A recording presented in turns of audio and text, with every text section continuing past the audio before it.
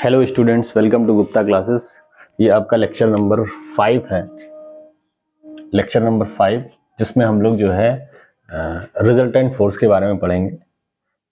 ठीक है, तो रिजल्टेंट फोर्स होता क्या है इसके बारे में हम देखेंगे। तो मान लीजिए कोई एक जो है ये ऑब्जेक्ट है ना, इस पे बहुत सारे फोर्सेस लग रहे हैं। F1 है, F2 है, F3 है, F4 है, बहुत सारे फोर्सेस लग रहे हैं। तो बहुत सारे फोर्स लग रहे हैं, तो ये जो है इनका रिजल्टेंट फोर्स कुछ ऐसा होगा जिसकी वजह से ये क्या होगा, ये जो है पार्टिकुलर किसी डायरेक्शन में मूव कर रहा होगा। ठीक है, पार्टिकुलर किसी डायरेक्शन में कहीं पे जो है क्या कर रहा होगा, मूव कर रहा होगा या रोटेट भी कर रहा होगा। ठीक है, तो मोशन को कहते हैं ट्रांसलेशन मोशन। जो मोशन कर रहा होगा इसको हम क्या कहेंगे, ट्रांसलेशन मोशन। अगर ये रोटेट कर रहा है तो उस मोशन को कहते हैं रोटेशनल मोशन। क्या कहते हैं, तो ये सारे फोर्स के कारण ये ऑब्जेक्ट जो है, इसमें दो टाइप के मोशन होंगे, एक ट्रांसलेशनल मोशन और एक रोटेशनल मोशन। ठीक है, अब वही जो है हम इन सारे फोर्स को हटा के एक ऐसा फोर्स लगाएं। मान लीजिए एक ऐसा फोर्स इस डायरेक्शन में हमने लगा दिया R। ठीक है, तो क्या होगा, ये सेम रोटेशनल, सेम ट्रांसलेशन और रोटेशनल मोशन जो है आ रहा है इस पे भी, इस ऑब्जेक्ट पे same translation and rotational motion आ रहा है, मतलब सेम इफेक्ट आ रहा है इन सारे फोर्स को लगाने पे या इस अकेले एक जो है फोर्स को लगाने पे। ठीक है, तो इस फोर्स को, इन सभी फोर्स का जो है क्या कहेंगे, रिजल्टेंट फोर्स। तो R is known as the, R क्या होगा, R is the resultant force. R would be the resultant force of कौन कौन से फोर्स, F1 कामा F2 कामा F3 कामा F4, मतलब इन सारे फोर्सेस का ये क्या कहा जाएगा, रिजल्टेंट फोर्स। तो आई थिंक आपको रिजल्टेंट फोर्स का कॉन्सेप्ट बेसिकली समझ में आ गया होगा कि रिजल्टेंट फोर्स होता क्या है। रिजल्टेंट फोर्स का मतलब हिंदी में होता है परिणामी बल। मतलब जो इन सारे फोर्स को अगर हम किसी ब्लॉक पे लगाते हैं तो इस के कारण जो इस पे जो है इफेक्ट आ रहा है, इफेक्ट कैसा आएगा, ट्रांसलेशन या रोटेशनल मोशन होगा।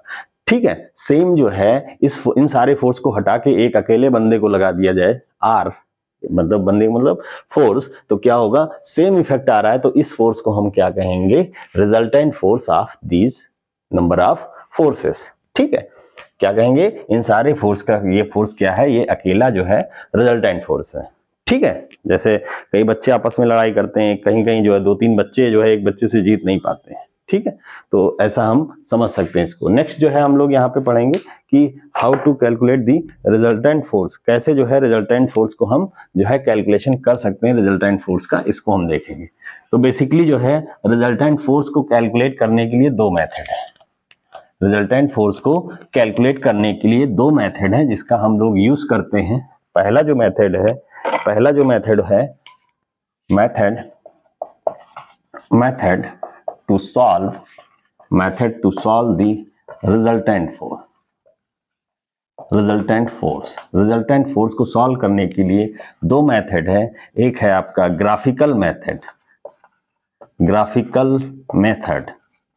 दूसरा जो मेथड है वो कौन सा मेथड है, वो है एनालिटिकल मेथड। ठीक है, एनालिटिकल मेथड। अब ग्राफिकल मेथड से सॉल्व करने के लिए कई इसमें जो है छोटे छोटे मेथड आते हैं। जैसे हम लोगों ने एक मेथड पहले ही पढ़ लिया है, कौन सा, एक मेथड है लॉ ऑफ पैरेललोग्राम। ठीक है, दूसरा जो मेथड इसमें हम पढ़ेंगे जो है triangle law of forces, triangle law of forces. ठीक है, नेक्स्ट जो है लास्ट में हम पढ़ेंगे पॉलीगन लॉ। क्या पढ़ेंगे, पॉलीगन लॉ ऑफ फोर्सेस, इसको पढ़ेंगे। एनालिटिकल मेथड में क्या करते हैं, एनालिटिकल मेथड में जो है हम फोर्स का पहले जो है जितने भी फोर्स लग रहे हैं उनको दो म्यूचुअली परपेंडिकुलर डायरेक्शन में जो है कंपोनेंट करते हैं, फिर एक साथ ऐड करते हैं। आगे हम इसको देखेंगे कि कैसे एनालिटिकल मेथड से हम लोग क्वेश्चन को सॉल्व करेंगे। अभी हम लोग देखेंगे ग्राफिकल मेथड से कैसे सॉल्व करते हैं। और ग्राफिकल मेथड से सॉल्व करने के लिए जो पहला जो है क्या है मेथड, पहला छोटा सा मेथड क्या है, लॉ ऑफ पैरेललोग्राम, जिसको हमने ऑलरेडी जो है डिस्कस कर रखा है। फिर भी एक बार फिर से रिपीट करते हैं। और दूसरा मेथड क्या है, ट्रायंगल लॉ ऑफ फोर्सेस, तीसरा है पॉलीगन लॉ ऑफ फोर्सेस। ठीक है, तो पहले हम ये डिस्कस करेंगे और हम लोग जो है ये जो सॉल्यूशन है, जो method to solve the resultant, अब रिजल्टेंट हम जो है कैसे सॉल्व करेंगे, तो बेसिकली जो है दो टाइप के फोर्स सिस्टम हमने पढ़ रखा है। एक है concurrent force system, concurrent force system, और दूसरा है नॉन कंकरेंट, नॉन कंकरेंट। तो पहले हम कंकरेंट का देखेंगे, उसके बाद नॉन कंकरेंट फोर्स सिस्टम का जो है कैसे सॉल्व करते हैं इसको हम देखेंगे। मतलब ग्राफिकल मेथड ये वैलिड रहेगा किसके लिए, कंकरेंट फोर्स सिस्टम के लिए। कंकरेंट फोर्स सिस्टम है तभी ग्राफिकल मेथड वैलिड रहेगा, ग्राफिकल से हम सॉल्व कर पाएंगे। इसको हम अभी ऐसा देखेंगे।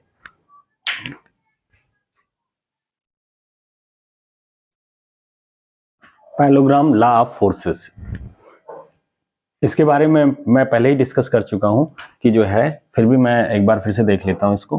मान लीजिए दो फोर्स जो है किसी पॉइंट पे जो है साइमल्टेनियसली एक्ट कर रहे हैं, है ना। दो फोर्स मान लीजिए जो है, एक ये फोर्स है P1 और दूसरा फोर्स क्या है, इसी पॉइंट पे जो है, इसी पॉइंट पे क्या एक्ट कर रहा है, ये वाला फोर्स P2।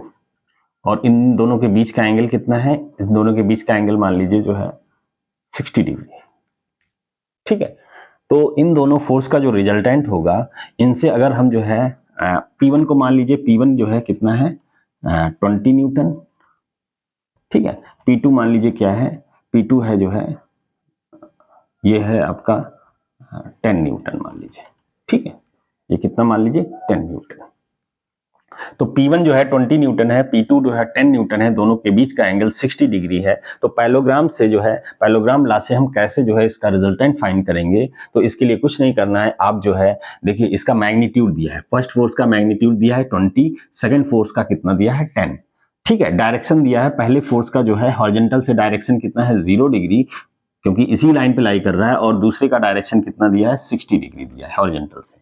अब क्या करेंगे, आप जो है स्केल लेंगे और जो है पेंसिल लेंगे, यहां से इस मैग्नीट्यूड को जो है आप स्केल मानेंगे, स्केल करेंगे कि 20 न्यूटन को 20 mm आप मान लीजिए, 1 न्यूटन इज 1 mm, तो 20 न्यूटन 20 mm, तो इसका मतलब 2 सेंटीमीटर का एक जो है आप लाइन ड्रॉ कर लीजिए। कितना, 2 सेंटीमीटर, 2 सेंटीमीटर। स्केल आपने क्या लिया है, स्केल आपने जो है माना है कि 1 newton is equal to 1 mm, तो 20 न्यूटन इज इक्वल टू कितना हो जाएगा 20 mm, और 20 mm 2 सेंटीमीटर के बराबर होगा। कितना होगा 2 सेंटीमीटर। तो 2 सेंटीमीटर का मैंने एक लाइन ड्रॉ कर लिया। ये क्या शो कर रहा है, this is the magnitude of force P1।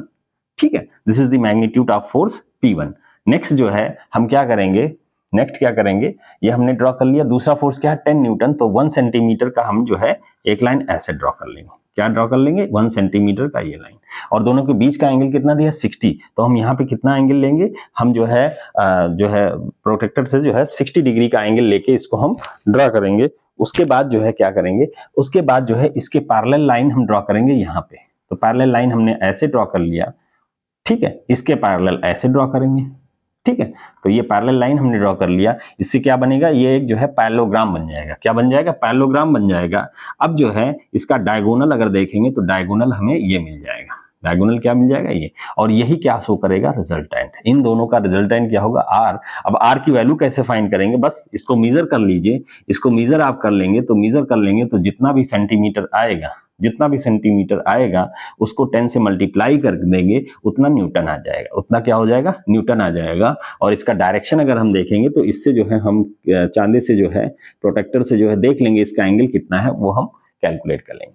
तो इसको हम कहते हैं लॉ ऑफ पैरेललोग्राम।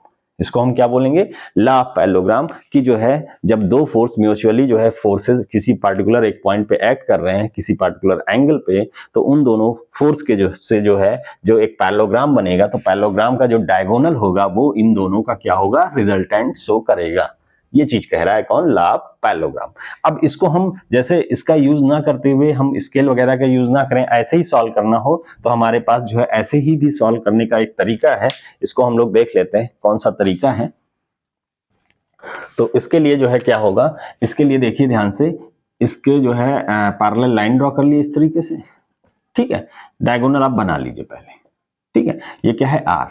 ठीक है, अब यहां पे देखेंगे ध्यान से, इस लाइन को आगे ड्रॉ कर लें और इसके परपेंडिकुलर लाइन ड्रॉ करें, तो क्या होगा ए बी सी डी, ये ध्यान से देखिए, ये मान लीजिए अल्फा है, ठीक है, तो यहाँ पे P2 है, ये P1 है। तो AC की बात करें, अगर हमें R कैलकुलेट करना है तो इस ट्रायंगल में देखिए, इन ट्रायंगल AACD में, ACD इस ट्रायंगल में देखिए, ये राइट एंगल ट्रायंगल है और R क्या है, R क्या है, हाइपोटेनस है, हाइपोटेनस है। और जो है AC क्या है, AC इज बेस, AC क्या है, बेस, और CD क्या है, परपेंडिकुलर है, क्या है, परपेंडिकुलर है, ठीक है। तो हम पाइथागोरस थ्योरम लगाएं तो आर स्क्वायर इक्वल टू क्या होगा, बेस स्क्वायर, बेस कितना है, AC square, AC square plus perpendicular square क्या, CD स्क्वायर। अब यहाँ पे देखें, हम मैग्नीट्यूड निकालने की कोशिश कर रहे हैं अभी, तो आर स्क्वायर इक्वल टू क्या होगा, AC जो है लेंथ होगा, AC को हम लिख सकते हैं AB plus BC, AB plus BC, इसको हम क्या लिख सकते हैं, AB प्लस BC का होल स्क्वायर प्लस ये क्या हो जाएगा, CD स्क्वायर। यहाँ पे इन सब की वैल्यूज को रखें तो AB प्लस BC, AB क्या है, P1 है, P1 मतलब 20 है, इसको P1 ही लिखते हैं, प्लस BC, BC ये वाला पार्ट है। अब इस पार्ट को हम देखें ध्यान से, यहाँ पे ये जो है ये लेंथ कितना है, ये इसी के बराबर है क्या, P2। इसके दो कंपोनेंट होंगे, एक जो है P2 कॉस थीटा और एक होगा P2 साइन थीटा। तो ये वाला जो BC है वो क्या होगा, P2 cos theta, P2 cos theta. Theta हमने जो है ये माना बीच का एंगल, ठीक है, इसको हमने थीटा माना है अभी, ठीक है।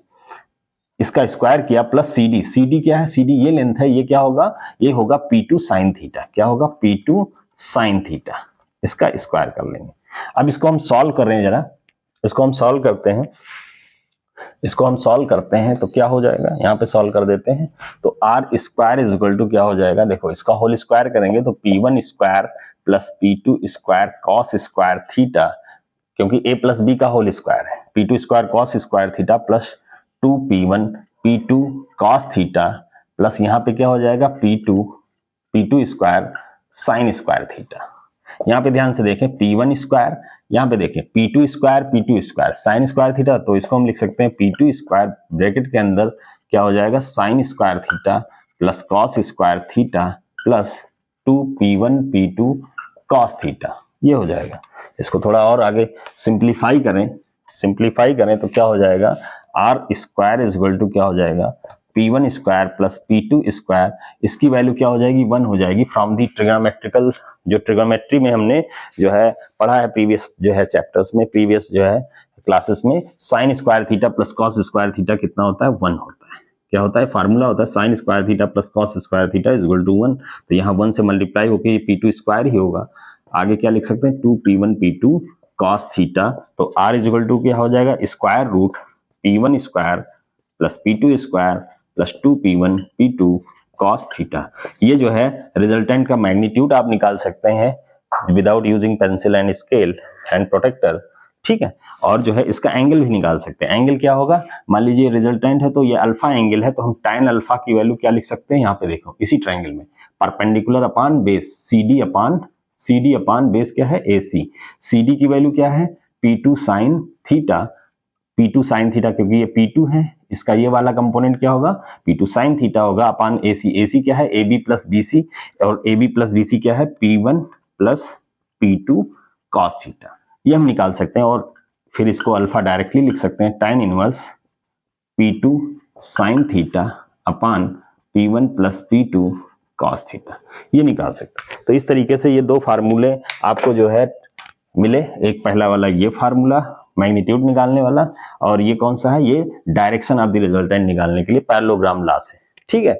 ये फार्मूला जो है बहुत इंपॉर्टेंट है और ये काफी यूज होता है क्वेश्चंस को सॉल्व करने के लिए। तो आई थिंक पैरेललोग्राम लॉ के बारे में आपको क्लियर समझ में आ गया होगा कि आप ग्राफिकल मेथड से भी सॉल्व कर सकते हैं इस केस में, और जो है बिना उसके भी आप इस तरीके से सॉल्व करके आप जो है वैल्यूज को, रिजल्टेंट की वैल्यू को पता कर सकते हैं। नेक्स्ट हम लोग देखेंगे ट्रायंगल लॉ ऑफ फोर्सेस।